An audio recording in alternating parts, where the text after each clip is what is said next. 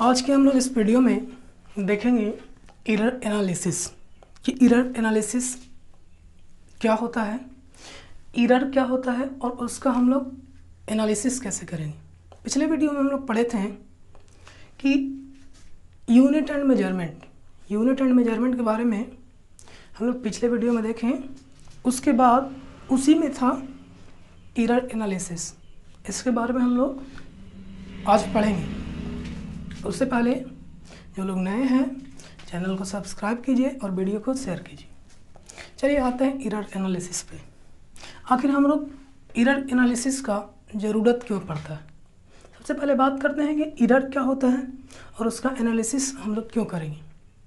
तो सिंपल सा बात समझिए कि जितने भी फिज़िक्स में नियम और लॉ बनाए गए हैं, जितने सारे एक्सपेरिमेंट किए गए हैं, वो सारे एक्सपेरिमेंट हम लोग को पता कैसे चलता है कि हाँ ये एक्सपेरिमेंट सही है या इससे जो डाटा निकल कर के आया वो सही है वो या गलत है।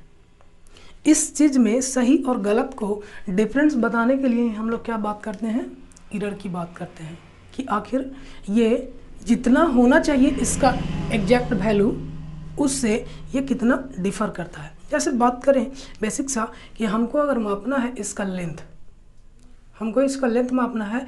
एक फिजिकल क्वांटिटी हम लोग क्या पढ़े थे, एक फिजिकल क्वांटिटी, इसका लेंथ को क्या करना है, हमको मापना है। हम लोग जान रहे हैं कि इसका लेंथ 7 मीटर है, लेकिन हम लोग माप के ला रहे हैं कि इसका मीटर कितना है, लेंथ कितना है 6 मीटर, 6.5 मीटर, 6.5 मीटर इसका लेंथ आया। तो हम लोग पहले से जान रहे थे कि इसका कितना था लेंथ 7 मीटर, लेकिन हम लोग कितना माप करके ला रहे हैं 6.5 मीटर। तो ये जो डिफरेंसेज हुआ, ये डिफरेंसेज क्या बताया कि हम लोग जो फिजिकल क्वांटिटी को मेजर कर रहे हैं वो फिजिकल क्वांटिटी हमारा वो जो डाटा दे रहा है वो क्या दे रहा है, गलत दे रहा है। तो हम लोग को ये पता चला। अब हम जितने सारे इससे रिलेटेड इसका सॉल्यूशन करेंगे वो सारा का सारा क्या होगा, गलत होगा। इस चीज़ को डिटेल में पता करने के लिए कि आखिर ये जो कहाँ से आया एरर या ये किस प्रकार का एरर है और ये जो एरर है इसको दूर कैसे किया जाएगा या एरर हो कहाँ से रहा है, इन्हीं सारी चीज़ों के बारे में एरर एनालिसिस में बात किया जाता है। तो सबसे पहले हम लोग समझते हैं कि एरर होता क्या है।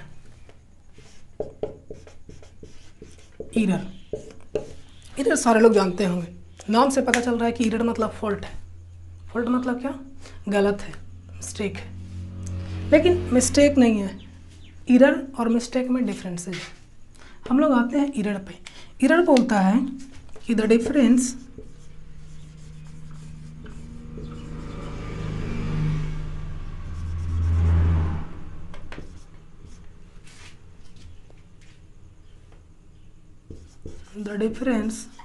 बिटवीन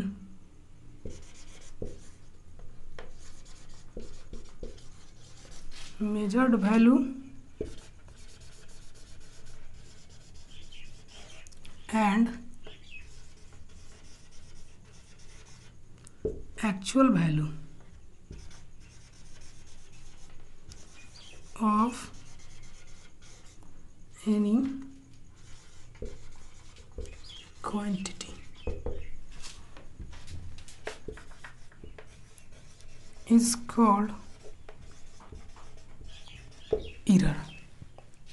देखिए क्या बोल रहा है कि the difference between measured value and actual value of any quantity. मान लिया जाए, डिफरेंस बोल रहा है, ध्यान से समझिएगा। मान लिया जाए कि एक्चुअल वैल्यू इसका है 7 मीटर जो कि अभी बताएं, और हम लोग को मेजर करके कितना आया 6.5 मीटर। तो इन दोनों का जो डिफरेंस हुआ वो डिफरेंस क्या कहलाएगा, एरर कहलाएगा। अब एरर पॉजिटिव भी होता है और नेगेटिव भी होता है।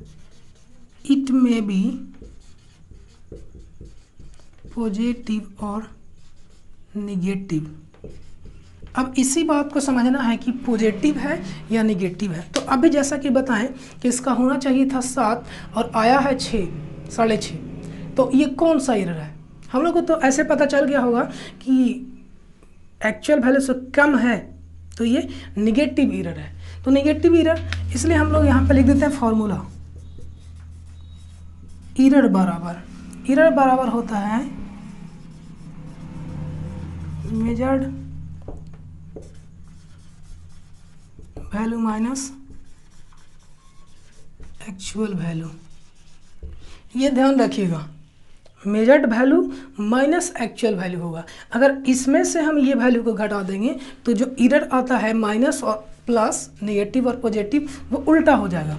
अभी हम लोग बोल रहे थे कि कितना था मेजर्ड वैल्यू 6.5 और माइनस एक्चुअल वैल्यू कितना था 7, यानी हम लोग यहाँ से देख रहे हैं कि माइनस 0.5 जो है वो क्या है, इसमें एरर है। क्या है, इसमें एरर है।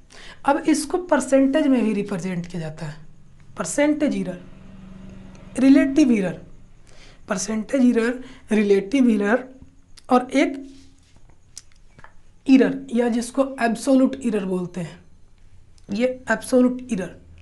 तो हम लोग आगे देखेंगे इसके टाइप्स कि किस प्रकार से इसको रिप्रेजेंट किया जाता है, या डायरेक्टली देखते ही चलते हैं कि डिफरेंस। अब इसको परसेंटेज में कैसे व्यक्त करेंगे, तो आप लोग पढ़े होंगे परसेंटेज में क्या 100 पे निकाला जाता है, लेकिन इसको हम लोग देखते हैं कि परसेंटेज एरर कैसे हुआ। तो परसेंटेज में इसको कैसे व्यक्त करेंगे, तो कितना से परसेंटेज निकालेंगे, तो जो एक्चुअल क्वांटिटी होता है उसके अकॉर्डिंग हम लोग क्या करते हैं, परसेंटेज निकालते हैं। तो यहाँ से हम लोग निकाल लेंगे कि 0.5 और कितना पे निकालना है, 7 पे निकालना है और गुने 100, जो भी काट कुट के आएगा वो क्या हो जाएगा, उतना परसेंट क्या हो जाएगा, एरर हो जाएगा। हम लोग आगे बात करेंगे हम लोग 3 टाइप के error, absolute error, percentage error और रिलेटिव एरर। फिलहाल हम लोग चलते हैं टाइप्स ऑफ एरर पे कि आखिर ये एरर कहाँ से आता है, यानी एरर का क्रिएशन के अकॉर्डिंग हम लोग इसका टाइप देखेंगे। उससे पहले हम लोग इसको मिटाते हैं। आप लोग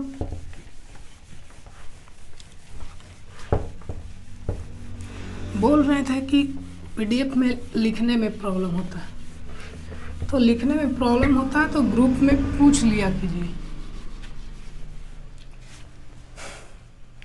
चलिए आगे देखते हैं हम लोग टाइप्स ऑफ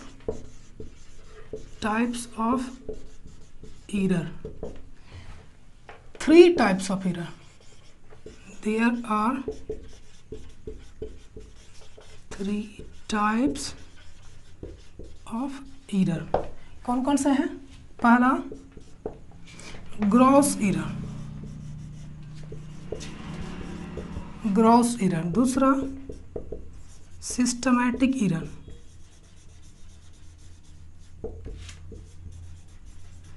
तीसरा रैंडम एरर। ये 3 टाइप है एरर के। सिस्टमैटिक, जैसा कि आप लोग नाम देख रहे हैं, नाम से ही पता चल रहा होगा कि कौन सा एरर किस प्रकार के एरर को डिफाइन करेगा। ये वाला जो है ये भी 3 टाइप के हैं। पहला इंस्ट्रूमेंटल,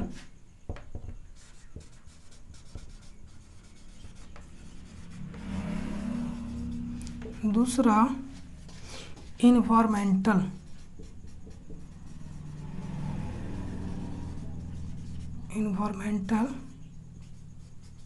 एरर,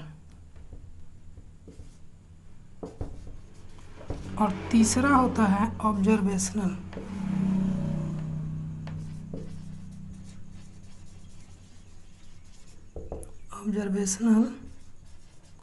एरर। ये हुए इन तीनों के टाइप। सिस्टम में सिस्टमैटिक एरर का ये टाइप हुआ। अब हम लोग एक एक करके तीनों के बारे में हम लोग क्या करेंगे, पढ़ेंगे कि आखिर ये एरर क्या होता है और कैसे इसका दूर किया जाएगा। इस एरर को दूर करने के लिए क्या क्या उपाय किए जा सकते हैं, तो नोट कीजिएगा इसको।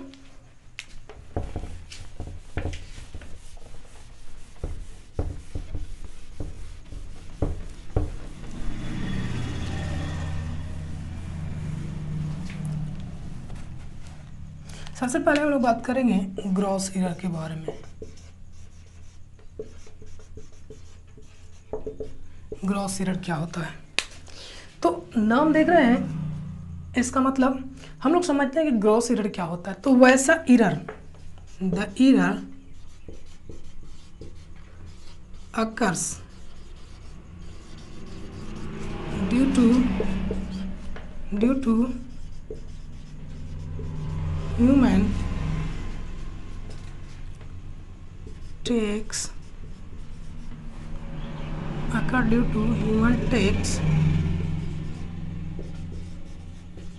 wrong reading occurs when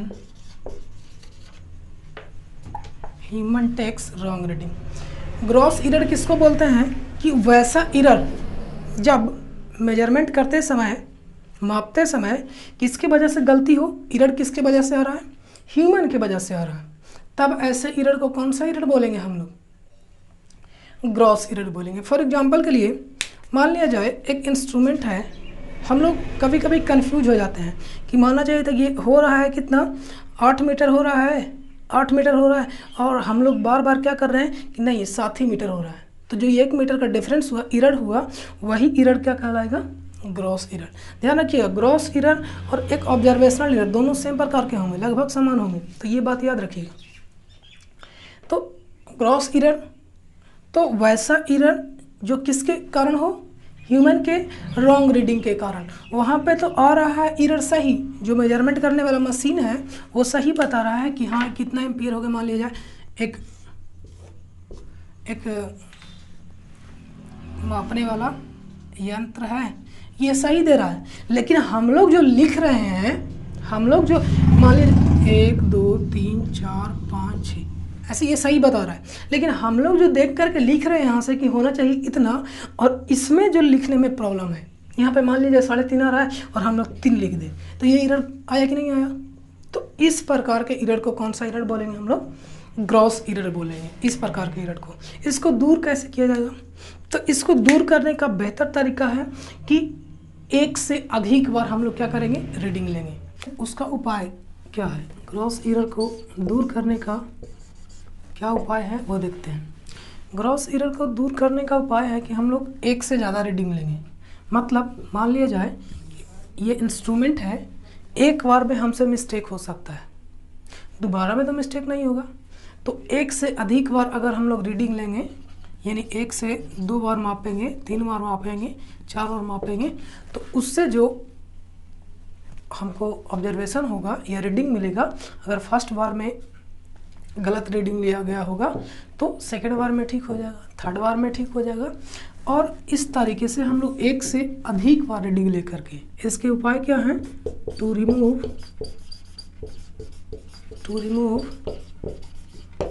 gross error, take more than one reading। Gross error remove करने के क्या उपाय हैं? एक से अधिक बार रीडिंग लेंगे तो ये ग्रॉस एरर रिमूव हो जाएगा। अब बात करते हैं कि एक से अधिक बार रीडिंग लेंगे तो एक बार मान लिया जाए 5 आया, एक बार 5.6 हम लोग ऑब्जर्व किए, एक बार 5 ऑब्जर्व किए, तो अब बताइए कि इसमें से कौन होगा इसका एक्चुअल रीडिंग? तो हम लोग क्या करेंगे? इन सारे का क्या निकाल देंगे? एवरेज निकाल देंगे। तो वहाँ से जो हम लोग को रीडिंग मिलेगा वो कौन सा हो जाएगा? उसका मेजरमेंट सही हो जाएगा और हमको एरर रिमूव होगा। ये था ग्रॉस एरर। उसके बाद अगला एरर था सिस्टमैटिक एरर। सिस्टमैटिक एरर वैसा एरर जो सिस्टम में डिफ़िकल्ट या सिस्टम में दोस्त की वजह से आए। दूसरा एरर कौन सा था?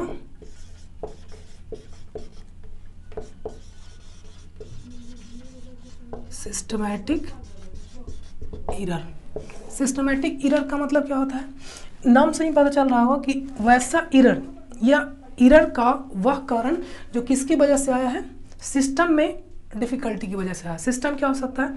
जैसे हम लोग लेंथ से माप रहे हैं, इंच से मापते हैं, इसका लंबाई मापना है और वो इंच ही इंची में प्रॉब्लम हो, जो मापने वाला स्केल है वो स्केल ही क्या हो, टेढ़ा हो, या उसमें जो नंबर दिया गया है लिखा हुआ है वही कम ज़्यादा करके लिखा हुआ है, तब उससे भी दिक्कत हो सकता है। और अगर इलेक्ट्रॉनिक इंस्ट्रूमेंट है तो हो सकता है उसमें रेजिस्टेंस की वजह से हो, या बनावट ही उसका वैसा हो जो सिस्टम में एरर बताता हो। और क्या क्या सिस्टमेटिक एरर हो सकता है कि कहीं उस पर टेम्परेचर का इफेक्ट हो, टेम्परेचर का प्रेशर का इफेक्ट की वजह से उसका रेजिस्टेंस बढ़ गया हो, कम गया होगा। तो जो भी एरर होंगे सिस्टम में डिफ़िकल्टी की वजह से अगर एरर प्रोड्यूस होता है तो वैसे एरर को क्या बोलेंगे हम लोग, सिस्टमैटिक एरर। यानी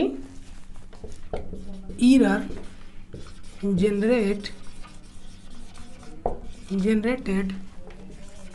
due to fault in system is called systematic error। Systematic error, इसके कितने टाइप है, 3 टाइप है। हालांकि हम पहले ही बताए हैं कौन कौन से टाइप हैं। पहला इंस्ट्रूमेंटल एरर,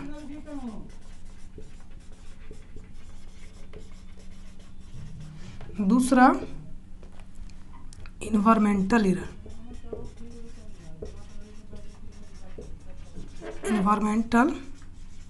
एरर, और तीसरा ऑब्जर्वेशनल एरर।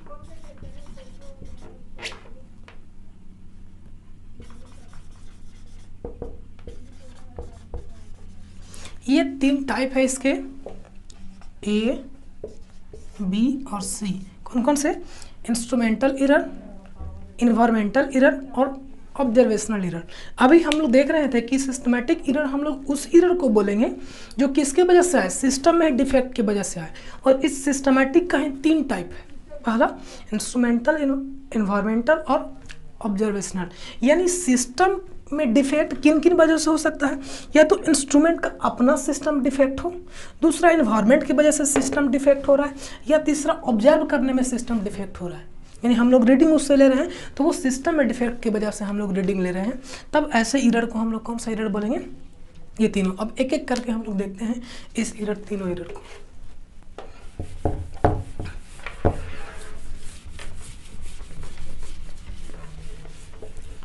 पहला है इसमें ए में इंस्ट्रूमेंटल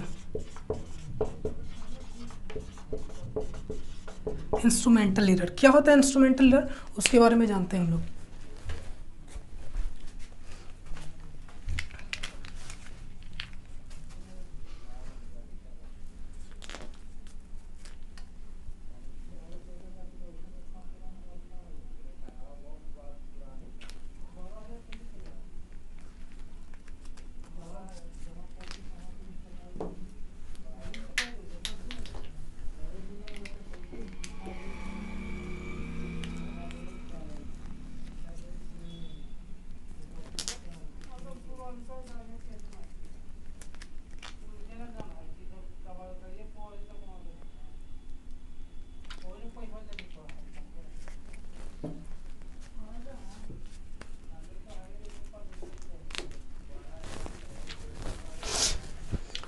तो हम लोग थे instrumental error.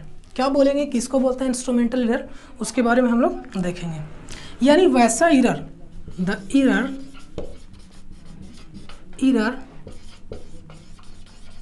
Occurs due to, first में इनबिल्ट इन सिस्टम स्ट्रक्चर। पहला क्या हो जाएगा, ये जो सिस्टमैटिक एरर का फर्स्ट है इंस्ट्रूमेंटल एरर, वो कौन कौन से वजह से हो सकता है। तो पहला इनबिल्ट इन सिस्टम स्ट्रक्चर, जो उसका बनावट है, इंस्ट्रूमेंट का जो बनावट है उस बनावट में ही डिफेक्ट की वजह से एरर आ रहा है। तो उसके वजह से जो एरर होगा वो कौन सा सिस्टमैटिक एरर का टाइप कहलाएगा, इंस्ट्रूमेंटल एरर। दूसरा क्या हो सकता है, लोडिंग इफेक्ट की वजह से, लोडिंग इफेक्ट। लोडिंग इफेक्ट कहने का मतलब क्या हुआ कि एक इंस्ट्रूमेंट है जो माप सकता है मैक्सिमम 10 एम्पियर तक, और हम उसको 20 एम्पियर मापने के लिए लगा दे, तो क्या वो कभी बता पाएगा? नहीं। तो इसके वजह से जो एरर आएगा, ऐसे एरर को हम लोग कौन सा एरर बोलेंगे? इंस्ट्रूमेंटल एरर बोलेंगे। इसको बी सी क्या है? बी में हो जाएगा environmental error.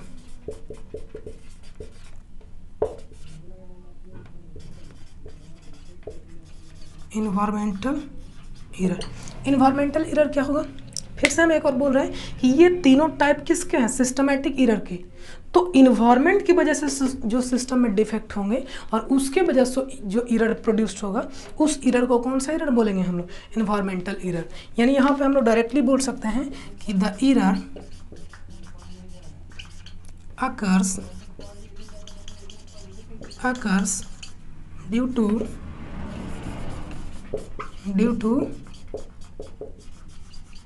environment effect like temperature, pressure, density etc। अब बोल रहे हैं कि इन्वायरमेंटल इफेक्ट की वजह से कैसे उसमें एरर आएगा, सिस्टम में कैसे एरर आएगा। तो आप लोग जानते होंगे कि टेम्परेचर बढ़ाने से रेजिस्टेंस का वैल्यू क्या होता है? बढ़ता है। किस में? कंडक्टर में।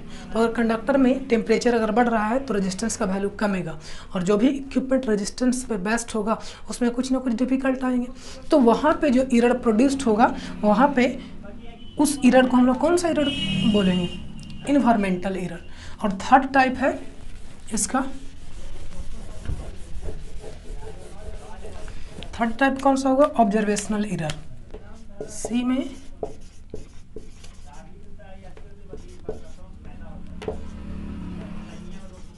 Observational error. ऑब्जर्वेशनल एरर कहने का मतलब कि किससे आएगा, किसको बोलेंगे ऑब्जर्वेशनल एरर? फिर से, यानी ये सिस्टमैटिक एरर का ही टाइप है ऑब्जर्वेशनल एरर। तो ऐसा हो सकता है कि जो हम लोग, मान लीजिए ये इक्विपमेंट है और ये नॉन लीनियर इक्विपमेंट है। नॉन लीनियर कहने का मतलब कि इतना डिस्टेंस जाएगा तो 0 से 1 हुआ, यहाँ पे जाएगा तो 2 हुआ, अब डिस्टेंस बढ़ रहा है, यहाँ पे 3 हुआ, यहाँ पे 4 हुआ, यहाँ पे 5 हुआ। तो हम लोग को जो मापने में डिफ़िकल्टी होगा, यानी यहाँ पे मापने में कि इतना डिस्टेंस के लिए 1 बढ़ रहा है, फिर इतना डिस्टेंस के लिए यहाँ बढ़ रहा है, फिर और ज़्यादा के लिए बढ़ रहा है। तो यहाँ पे मान लीजिए ये पॉइंटर यहाँ पे है, पॉइंटर अगर हम लोग माप रहे हैं तो यहाँ पे, तो हम लोग अगर इस तरफ से देखेंगे तो ये हल्का उधर लगेगा, हालांकि ये दिखा रहा है यहाँ पे, लेकिन हम लोग को क्या दिखाई देगा? उधर उस डायरेक्शन में दिखाई देगा। जस्ट इसका अगर इस डायरेक्शन से हम लोग देखेंगे तो यहाँ पे दिखाई देगा। तो ऐसे देखने में इस पॉइंटर के स्ट्रक्चर की वजह से, पॉइंटर के बनावट की वजह से हम लोग को ऑब्जर्व करने में दिक्कत हो रहा है, प्रॉब्लम हो रहा है। तो यहाँ पे जो ऑब्जर्व करने में दिक्कत आएगा वो सिस्टमैटिक एरर का टाइप कहलाएगा। हालांकि हम लोग ग्रॉस एरर देखे थे फर्स्ट केस में, तो ग्रॉस एरर कहने का मतलब कि हम लोग रीडिंग ही गलत ले रहे हैं।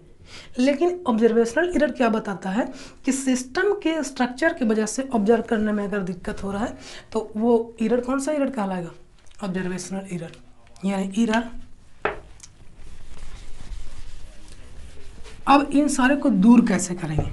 इन्वायरमेंटल एरर दूर करने का बेसिक तरीका है फर्स्ट वाले का, यानी सबसे फर्स्ट वाला कौन सा था? Instrumental error. इंस्ट्रूमेंटल एरर को दूर नहीं किया जा सकता है। अगर एक बार इंस्ट्रूमेंट ये बन गया है तो उसको हम दोबारा दूर नहीं कर सकते हैं। इन्वायरमेंटल एरर को हम लोग दूर कर सकते हैं कैसे? कि मान लीजिए ये टेम्परेचर बढ़ जाए, हम लोग जान रहे हैं कि टेम्परेचर से इफेक्ट होगा, तो हम लोग इक्विपमेंट को ऐसा बनाएंगे जो टेम्परेचर को सेंस ही नहीं करे, प्रेशर को सेंस ही नहीं करे, मतलब प्रेशर का कोई इफेक्ट ही नहीं पड़ता हो, तब ये बच जाएगा। लास्ट था ऑब्जर्वेशनल एरर। इसको भी हम लोग एक से अधिक बार रीडिंग लेकर के ऑब्जर्वेशनल एरर को क्या कर सकते हैं? दूर कर सकते हैं। ये था सिस्टमैटिक एरर। उसके बाद लास्ट एरर बचा रैंडम एरर। तीसरा कौन सा था?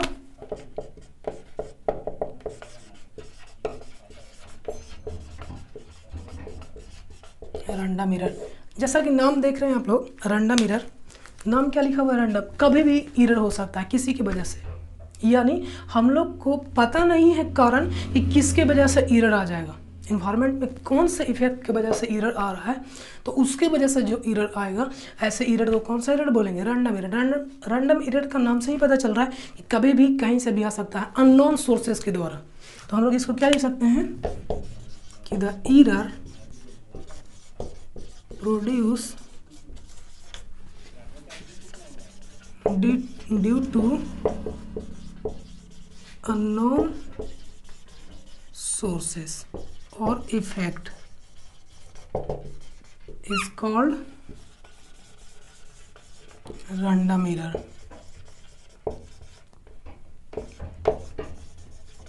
ये क्या हुआ, रैंडम एरर। और इसको दूर करने का कोई उपाय नहीं है। एरर को दूर किसको किया जाएगा, जब हम लोग को पता रहे कि हाँ ये एरर होने वाला है तो हम लोग उसको उपाय कर सकते हैं। लेकिन हम लोग को पता ही नहीं कि क्या फॉल्ट होने वाला है, तो हम उस एरर को कैसे दूर कर सकते हैं।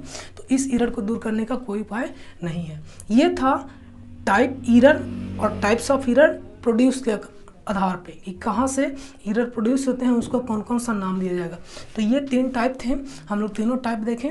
उसके बाद हम लोग देखते हैं एक्यूरेसी क्या होता है, प्रिसीजन क्या होता है, रिजोल्यूशन क्या होता है और स्पान क्या होता है। चलिए देखते हैं सबसे पहले एक्यूरेसी। कुछ टर्म है,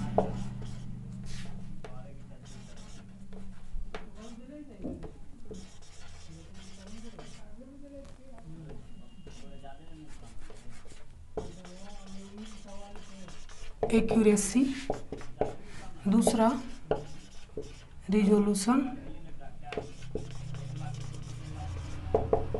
तीसरा स्पान, चौथा रेंज और एक लास्ट है प्रिसीजन। ये 5 टर्म को हम लोग को समझना है। गर्मी हालांकि बहुत है, इस वजह से। चलिए देखते हैं एक्यूरेसी। एक्यूरेसी क्या होता है, तो जैसा कि नाम देख रहे हैं, एक्यूरेसी का मतलब शुद्धता, यानी हम लोग माप रहे हैं इक्विपमेंट के द्वारा, किसी वैल्यू को माप रहे हैं, किसी फिजिकल क्वांटिटी को मेजर कर रहे हैं।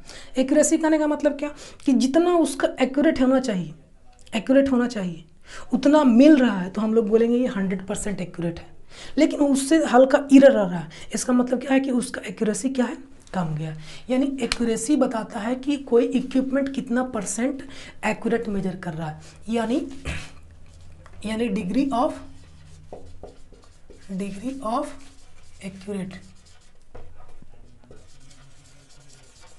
यानी एक्यूरेसी क्या होगा, क्या बताता है कि कोई इक्विपमेंट डिग्री ऑफ एक्यूरेसी कितना है, किसी भी इक्विपमेंट का डिग्री ऑफ एक्यूरेसी कितना है, यानी ये कितना % सही बताएगा, इसमें कितना कम एरर आएगा। यानी अगर एरर कम आएगा तो इक्विपमेंट क्या होगा, ज़्यादा एक्यूरेट होगा। चलिए समझते हैं इसको। और मान लिया जाए कि कोई वैल्यू है जो 100 एम्पियर इसमें करंट फ्लो हो रहा है, हम लोग को मेजर करने के लिए दे दिया जाए, हम लोग 90 माप दिए, तो बताइए कि एरर का वैल्यू कितना, 10 एरर है। यानी ये इफिशिएंट कितना हुआ, तो 10 एरर है और 90 हम लोग माप रहे हैं, यानी यहाँ पे एरर हो रहा है। यानी अगर इसका हम लोग परसेंटेज निकालें तो परसेंटेज कैसे होगा, एक्यूरेसी का परसेंटेज निकालने के लिए तो कितना माप रहे हैं हम लोग, 90 होना चाहिए था कितना, 100, परसेंटेज के लिए 100। यानी ये जो इक्विपमेंट है 90% क्या है, इसका एक्यूरेसी है, यानी ये 90% सही माप रहा है। लेकिन 10% क्या कर दिया, खराब कर दिया। यानी हम लोग यहाँ से देख रहे हैं कि जितना, एक और देखते हैं कि अगर एक बार 99 मापता तब, यानी 99/100 गुने 100, यानी 99% एक्यूरेसी। लेकिन अब यहाँ पे समझना ये है कि एरर का वैल्यू जब 99 मापता तब एरर का वैल्यू कितना होता, 1 होता। यानी हम लोग देख रहे हैं कि एरर का वैल्यू जैसे जैसे कम रहा है, एक्यूरेसी का वैल्यू क्या हो रहा है, उस तरीके से बढ़ रहा है। यानी हम लोग यहाँ से बोल सकते हैं कि जो accuracy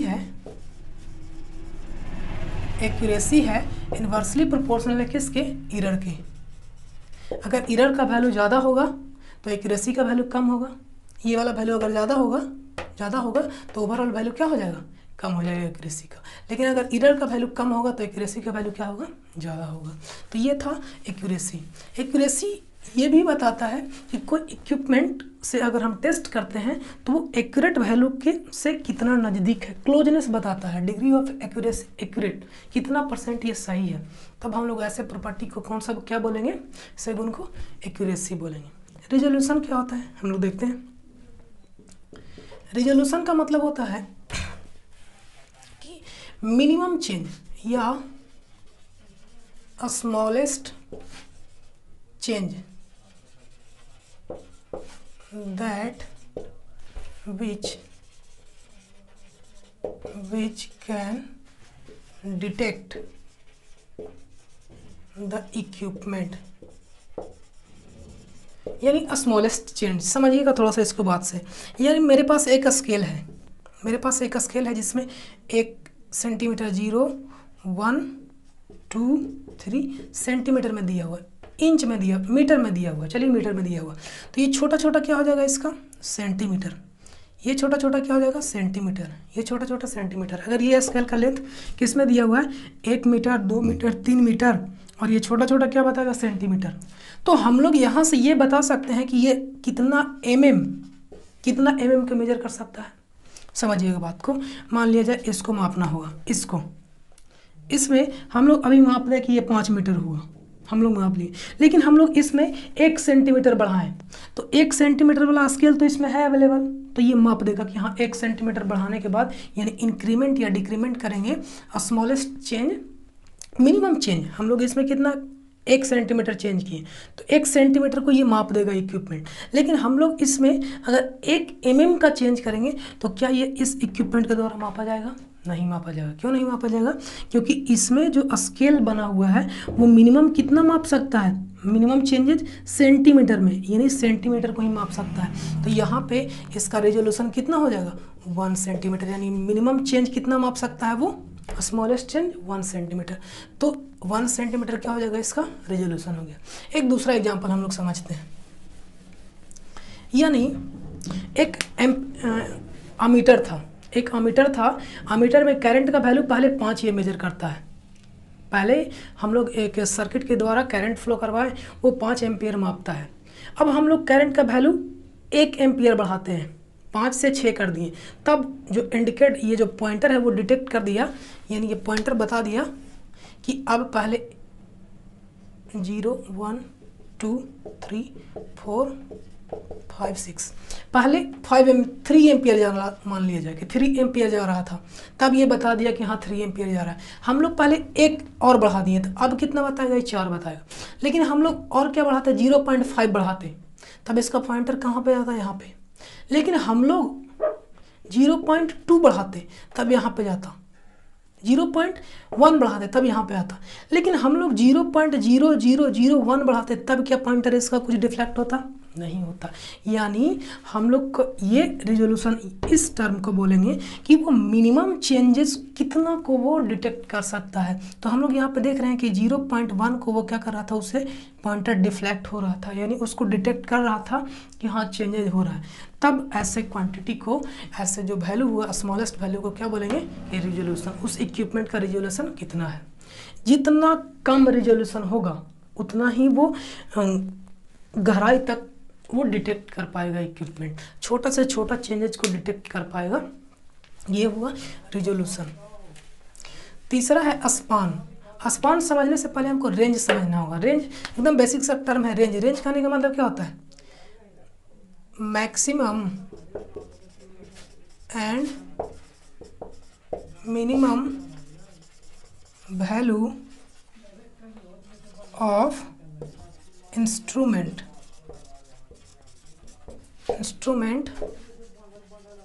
that can detect maximum और minimum value of quantity। Maximum और मिनिमम वैल्यू को ही हम लोग क्या बोलेंगे, मैक्सिमम वैल्यू और मिनिमम वैल्यू को ही हम लोग क्या बोलेंगे, रेंज बोलेंगे। मान लीजिए एक इक्विपमेंट है, तो ये 0 मिनिमम माप सकता है और मैक्सिमम कितना माप सकता है, 100। तो ये रेंज कितना हुआ, 0 से 100 तक इसका रेंज हुआ। तो स्पान क्या हुआ, तो स्पान बोला जाता है कि मैक्सिमम और मिनिमम वैल्यू के डिफरेंस को हम लोग क्या बोलेंगे, स्पान बोलेंगे। अब देखिए स्पान और रेंज में कन्फ्यूजन क्या होगा। यहाँ पे अगर निकालते 0 से 100 था तो इसका रेंज कितना होता, 0 to 100। लेकिन स्पान कितना होता, तो 100 - 0 यानी 100। लेकिन यहाँ पे दोनों सेम आ रहा था, रेंज और स्पान दोनों यहाँ पे सेम आ रहा था। लेकिन हम लोग एक दूसरा इक्विपमेंट देखते हैं। मान लिया जाए वो 5 से मापा जा रहा है, 5 मीटर से मापना शुरू करता है और 100 मीटर तक मापता है।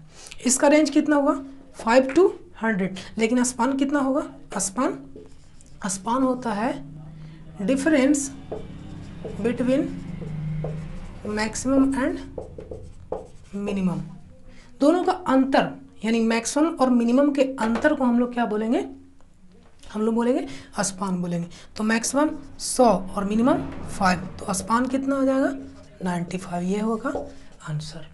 ये था स्पान। अब उसके बाद लास्ट एक टर्म बचा प्रिसीजन। प्रिसीजन बताता है कि इंस्ट्रूमेंट का वैसा प्रॉपर्टी, इंस्ट्रूमेंट का वैसा प्रॉपर्टी या इंस्ट्रूमेंट का वैसा प्रॉपर्टी जो क्या करे, बार बार मेजर करने पे अगर वो वैल्यू देता है, सेम वैल्यू देता है। मान लिया जाए, देखिए एकदम इसको फिगर से समझेंगे, यहाँ पे आना चाहिए था, अगर यहाँ पे आएगा तो ये एक्यूरेट वैल्यू होगा। यानी एक डिटेक्टर लगा हुआ है, उसको हमेशा कहाँ पे शो करना चाहिए, यहाँ पे ये एक्यूरेट वैल्यू है। अगर यहाँ पे शो करेगा, मान लीजिए ये समझिएगा, हम लोग इसको ये एक इक्विपमेंट है जो डिटेक्ट करना है इसको, कि अगर वैल्यू एक पॉइंटर है या एक इस पे पत्थर रखा हुआ है, इसको हिला करके हम लोग छोड़ेंगे और पुनः ये वापस यहीं पे आ जाएगा। तब यहाँ पे अगर वो आ जाता है तब हम लोग बोलेंगे कि वो क्या है, एक्यूरेट इक्विपमेंट है, एक्यूरेट इक्विपमेंट है। लेकिन हम लोग एक बार इसको छोड़े और एक बार यहाँ पे आ जाए तो क्या वो एक्यूरेसी उसका हुआ, पूरा नहीं हुआ। यहीं पे आ जाता वो तो क्या कहलाता वो इक्विपमेंट, कि हाँ जितना एक्यूरेट वैल्यू है वो माप दिया, तो उसका एक्यूरेसी क्या हो जाएगा, वो इंस्ट्रूमेंट कैसा है, एक्यूरेट है। दूसरा समझते हैं। अब ऐसा नहीं है, यानी हम लोग माप रहे हैं तो ये इक्विपमेंट कहाँ पे जा रहा है, ये यहाँ पे माप रहा है। यानी हम लोग ये एक प्लेट समझिए, ये है एक प्लेट है, इसमें है कि अगर हम इस कैप को बार बार हिला करके छोड़े तो बार बार ये अगर बीच में आ जाएगा तो हम लोग बोलेंगे कि ये इक्विपमेंट अगर बीच में आ जाता है तो हम लोग बोलेंगे कि हाँ जो ये जो मापा जा रहा है इसके द्वारा वो सही है। लेकिन बीच में नहीं आता है, बीच में नहीं आता है, वो कहाँ जाता है, बगल में आ जाता है। तब क्या बोलेंगे हम लोग कि ये इक्विपमेंट सही है, ये जो मापा जा रहा है वो सही है, नहीं। यानी हम लोग देख रहे हैं कि जहाँ जितना होना चाहिए एक्यूरेट वैल्यू उससे कुछ डिफ़र कर रहा है, जहाँ होना चाहिए उससे डिफ़र कर रहा है। तब हम लोग बोलेंगे ये जो इक्विपमेंट माप रहा है वो कौन सा वैल्यू है, यानी इसके द्वारा जो मापा गया है वो कुछ ना कुछ उसमें क्या है, एरर है। तो यहाँ पे अगर यहाँ पे मेजर्ड वैल्यू देता है या मापता है तब ये क्या हुआ, इनएक्यूरेट हुआ, यानी एक्यूरेसी उसका कम है। तो प्रिसीजन क्या होता है, प्रिसीजन बोलते हैं कि अगर हम लोग फिर से एक ऐसा ही मापे, ये एक्यूरेट वैल्यू है, यहाँ पे अगर आता तो एक्यूरेट वैल्यू हम लोग फिर से मापे तो यहीं पे आए, अगर फिर से मापे तो यहीं पे आए, तो हर एक बार अगर एक से ज़्यादा बार मापा जाए तो बार बार अगर वो इक्विपमेंट यहीं पे दे रहा है तब ऐसे इक्विपमेंट को क्या बोलेंगे हम लोग कि ये प्रिसाइज्ड इक्विपमेंट है, यानी जो जिसके द्वारा मापा जा रहा है वो कैसा है, प्रिसाइज्ड है। यानी ये गुण क्या कहलाएगा, उसका प्रिसीजन कहलाएगा। अब देखिए प्रिसीजन नहीं कब कहलाता, मान लिया जाए कि एक बार मापे तो यहाँ पे रुका, एक बार मापे तो जा करके यहाँ पे रुक गया, एक बार मापे तो जा करके यहाँ पे रुक गया। तो ये जो इक्विपमेंट बता रहा है कि अगर हम लोग बार बार जो मेजर कर रहे हैं वो रिपीट करने पे जो वैल्यू आता है, मेजर्ड वैल्यू, वो चेंज करता है। यानी बार बार हम मेजर करने पे अगर जो वैल्यू मेजर्ड वैल्यू आए वो चेंज करे तो हम लोग क्या बोलेंगे कि जो इक्विपमेंट है वो प्रिसाइज नहीं है, यानी उसमें प्रिसीजन का गुण, क्वालिटी नहीं है। ये था प्रिसीजन। ये कुछ 5 टर्म थे। अब हम लोग आगे बढ़ेंगे। 5 टर्म का सारा का डेफिनेशन जो हम बताए हैं वही डेफिनेशन PDF में लिखा हुआ है। आप लोग जाइए PDF डाउनलोड करने के लिए टेलीग्राम चैनल पे जाइए, वहाँ सर्च कीजिए द शानदार और ग्रुप में ज्वाइन होइए और फाइल में जा कर के डाउनलोड कीजिए PDF। अब हम लोग आगे आते हैं। आगे इसमें पढ़ना है कि हम लोग एरर को रिप्रेजेंट कैसे करेंगे, दिखाएंगे कैसे। तो इरर को दिखाने का तरीका, उससे पहले हम लोग को समझना होगा एक्यूरेट वैल्यू क्या होता है। एक्यूरेट वैल्यू क्या होगा। अब बताइए कि मान लिया जाए कि हमको ये इक्विपमेंट लेंथ मापना है, हमको लेंथ मापना है और हमको पता ही नहीं है कि कितना एक्यूरेट है। मान लिया जाए हम रैंडमली बोल दिए कि 5 सेंटीमीटर है। क्या 5 सेंटीमीटर सही है, एक्यूरेट वैल्यू है? नहीं पता। तो इस चीज़ को वैल्यू पता करने के लिए हम लोग एक बार नहीं माप करके एक से ज़्यादा बार मेजरमेंट करेंगे। तो मान लिया जाए कि हम लोग क्या करते हैं कि जब रीडिंग लेते हैं तो एक बार आया V1, एक बार V2, एक बार V3, एक बार V4, इस तरीके से V10 हम एक से अधिक बार रीडिंग लेंगे और हम लोग उसका क्या निकाल देंगे, एवरेज निकाल देंगे। एवरेज निकाल देंगे V1 plus V2 plus V3 plus V4 plus V10। और एवरेज कैसे निकलता है, टोटल संख्याओं का योग बटा टोटल संख्या, कितना हो जाएगा 10। यानी अगर ये n तक जाता तो यहाँ पे कितना हो जाता n। तो यहाँ से हम लोग बार बार मेजर करने के बाद एक इसका जब एवरेज निकालेंगे तो वो जो वैल्यू आएगा वो कौन सा वैल्यू बताएगा, इसका एक्यूरेट वैल्यू बताएगा। अब हम लोग नाम रख देंगे इसका एक्यूरेट वैल्यू। मान लिया जाए कि हमें इसको बार बार करने के बाद मेरे पास कितना एक्यूरेट वैल्यू आया, 10 आया। बार बार मेजर करने के बाद हम लोग को ये पता चल गया कि ये इसका एक्चुअल लेंथ कितना है, 10 है। तो हम लोग एक्यूरेट वैल्यू जान गए कितना, एक्यूरेट वैल्यू 10 मीटर। अब कोई दूसरा कोई इसको आ करके मेजर करेगा और वो बोले कि 9.5 है, 9.5 है, तो क्या हम लोग मान लेंगे? नहीं। यानी वो जो माप रहा है उसमें क्या है, यहाँ पे अब एरर आना शुरू हो गया। यानी एरर के लिए क्या बताए थे फार्मूला, एरर के लिए फार्मूला बताए पहले। चलिए एरर बराबर क्या होता है, एरर बराबर मेजर्ड वैल्यू घटाओ एक्यूरेट वैल्यू।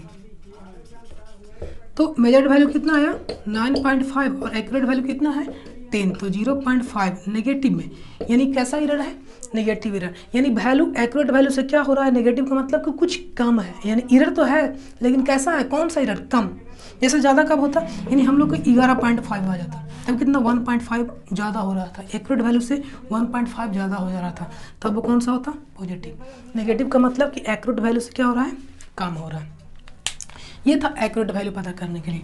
अभी हम लोग को पढ़ना है कि एरर को कैसे रिप्रेजेंट करेंगे। तो एरर को रिप्रेजेंट करने के लिए 3 तरीका। हम लोग शुरू में पढ़े थे एरर, कि एरर क्या होता है। तो वो जो एरर पढ़े थे वो एक्चुअल में एब्सोल्यूट एरर था। एब्सोल्यूट एरर, एब्सोल्यूट एरर क्या होता है, तो जो शुरू में बताए थे कि the difference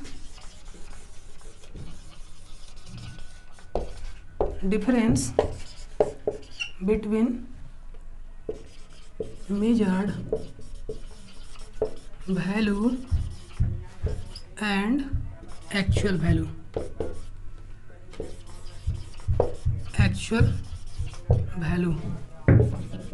is called absolute error। यानी हम लोग यहाँ से देखेंगे एरर बराबर VM minus VA, where VM बराबर मेजर्ड वैल्यू और VA बराबर एक्यूरेट वैल्यू। ये है एक्यूरेट वैल्यू। यानी हम लोग यहाँ से एब्सोल्यूट एरर बोले या सिंपली एरर बोले तो वो वही बताएगा। The difference between measured value and accurate value is called absolute error. चलिए हम लोग देखते हैं कैसे होता है। एक इंस्ट्रूमेंट है जो मापता है, एक इंस्ट्रूमेंट मापता है, वो क्या मापता है, एक्यूरेट वैल्यू उसका चलिए एक्यूरेट वैल्यू नहीं दिया हुआ है, हम लोग एक इंस्ट्रूमेंट से माप रहे हैं। अब हमको एरर निकालना है, एक इंस्ट्रूमेंट से हम लोग माप रहे हैं, तो एक बार 5 आया और एक बार 7 आया, तो पूछ रहा है कि इसमें एरर कितना होगा। एक बार 5 आया और एक बार 7 आया, तो बताइए कि एरर कितना होगा। तो एरर कैसे पता करेंगे, तो एरर पता करने के लिए हमको 2 टर्म होना चाहिए, एक VM और एक VA, और हम लोग यहाँ पे दोनों बार मेजर किए हैं। तो एक्यूरेट वैल्यू कैसे पता करेंगे, एक्यूरेट वैल्यू बराबर 5 + 7/2 यानी 12/2 यानी कितना 6, एक्यूरेट वैल्यू मिल गया। अब एक बार 5 हुआ था और एक बार 7 हुआ, तो हम लोग एरर बराबर निकाल लेंगे इस बार। ई बराबर क्या होगा, वी एम का वैल्यू जब 5 रखेंगे तो 5 माइनस 6 यानी -1, और एक बार एरर का वैल्यू 7 रखेंगे, 7 माइनस 6 यानी +1, यानी यहाँ से एरर का वैल्यू कितना आ गया, +-1। तो ये जो हम लोग डायरेक्टली जो क्वांटिटी में, यानी अगर ये मीटर यूनिट होता है, इसका मीटर यूनिट होता तो ये कितना हो जाता, +-1। तो जो एक्चुअल क्वांटिटी था, जो एक्चुअल यूनिट था, उसी के टर्म में अगर हम लोग एरर को रिप्रेजेंट कर दें तो वो किस में कहलाएगा, कौन सा एरर कहलाएगा, एब्सोल्यूट एरर कहलाएगा। दूसरा टर्म आता है रिलेटिव एरर। रिलेटिव एरर क्या होगा, पहला, दूसरा रिलेटिव एरर। रिलेटिव एरर क्या होता है, तो जैसा कि नाम देख रहे हैं रिलेटिव, रिलेटिव मतलब क्या, किसी से तुलना कर देना। तो तुलना किससे करेंगे, तो जो एक्यूरेट वैल्यू होगा। तो relative error the ratio of absolute error to the accurate value, accurate value. Absolute error क्या था, V M minus V A बटा absolute error to the accurate value. Accurate value क्या है, वी ए। तब यहाँ से जो वैल्यू आएगा वो क्या हो जाएगा, रिलेटिव एरर। ये हो जाएगा रिलेटिव एरर। सेम उसी प्रकार से सिर्फ वी ए से डिवाइड कर देते हैं अगर +-1, जैसा कि पिछला न्यूमेरिकल था उसमें क्या आया था, +-1, तो +- को हटाते हैं और एक्यूरेट वैल्यू कितना था, 6, तो ये हो जाएगा 1/6 क्या हो जाएगा, रिलेटिव एरर। ध्यान रखिएगा रिलेटिव एरर का कोई यूनिट नहीं होगा, लेकिन एब्सोल्यूट एरर का क्या होगा, यूनिट होगा। क्यों होगा, पहले ही बताएं। रिलेटिव एरर में क्यों नहीं होगा, तो इसका मान लिया जाए एम होता है, इसका एम होता है, दोनों एम से एम कैंसिल। अब लास्ट बचा परसेंटेज एरर।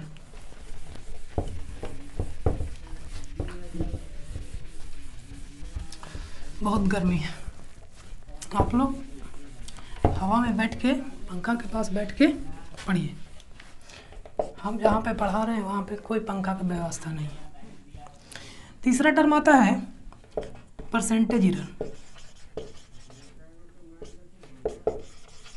परसेंटेज एरर, तो अभी रिलेटिव एरर देखें। रिलेटिव एरर में अगर हम लोग 100 से मल्टीप्लाई कर दे तो वो क्या हो जाएगा, परसेंटेज एरर, यानी V M minus V A by V A into 100, ये हो जाएगा परसेंटेज एरर। और ये हो गया एरर का रिप्रेजेंट करने का भी खत्म। इसके बाद हम लोग एक देखेंगे, लास्ट जो टॉपिक बच रहा है वो क्या है, यूनिट एंड मेजरमेंट में ये लास्ट यूनिट बच रहा है, लास्ट टॉपिक बच रहा है सिग्निफिकेंट फिगर।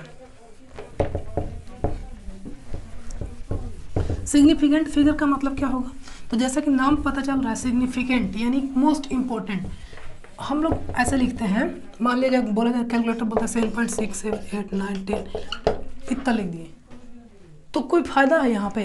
अब गुना करने के लिए, जोड़ने के लिए दे दिया जाए 0.78, जोड़ने के लिए दे दिया जाए, तो अब जोड़ने के बाद अब आप कितना पॉइंट तक लिखिएगा, 2 पॉइंट तक या इतना पॉइंट तक। इसी चीज़ को समझने के लिए टर्म आता है सिग्निफिकेंट फिगर।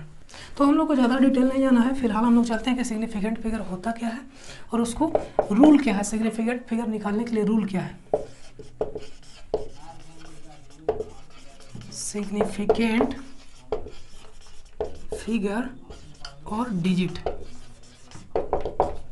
तो सिग्निफिकेंट फिगर बोलते हैं कि वैसा किसी नंबर का, the meaningful number, meaningful digit of, the meaningful digit of any number, the meaningful number of any number system।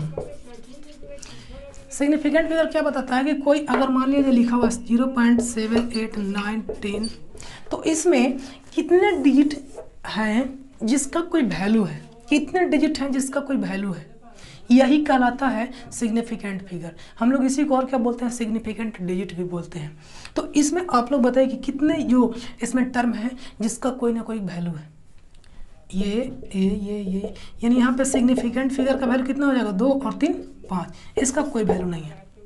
अब इसी चीज़ को पता करने के लिए कि और ऐसे कौन कौन से नियम हैं जो सिग्निफिकेंट फिगर के रूल को बताता है, तो हम लोग आगे पढ़ेंगे rules of significant figure. Rules of significant figure. First बताता है कि किसी दो सिग्निफिकेंट डिजिट के बीच कितने भी डिजिट आ जाए, सारे के सारे क्या होंगे, सिग्निफिकेंट फिगर होंगे। The any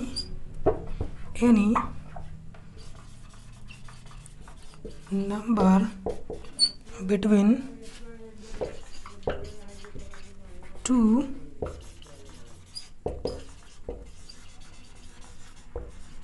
significant digit is significant। कहने का मतलब हुआ कि जैसे यहाँ पे 7.08910 लिखा हुआ है, 10 लिखा हुआ है, तब इसको भी हटाते हैं, ये सिग्निफिकेंट फिगर है। ये इसके बीच में जितने सारे नंबर हैं वो सारे के सारे क्या होंगे, सिग्निफिकेंट फिगर होंगे, पहला। दूसरा रूल क्या बताता है कि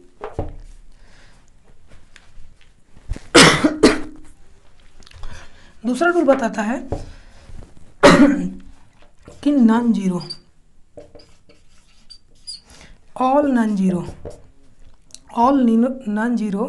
डिजिट या नंबर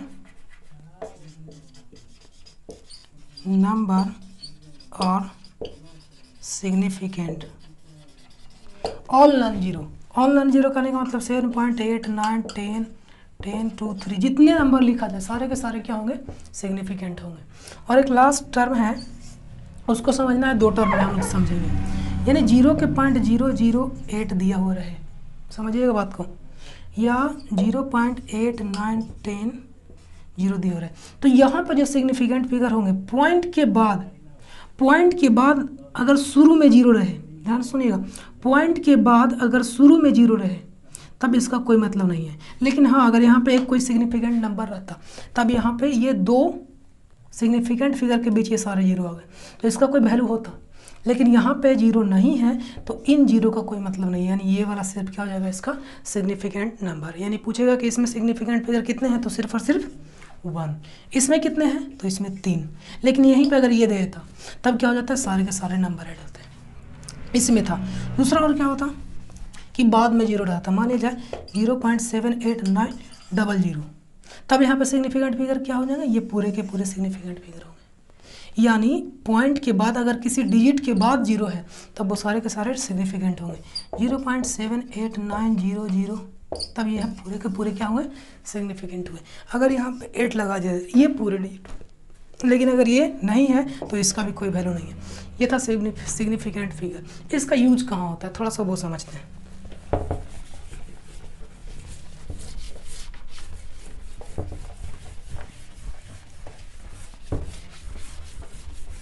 जैसे 2 डिजिट को जोड़ने के लिए दे दिया जाए 8.78910 प्लस 0.89, अब जोड़ने के बाद क्या आएगा, 0197 और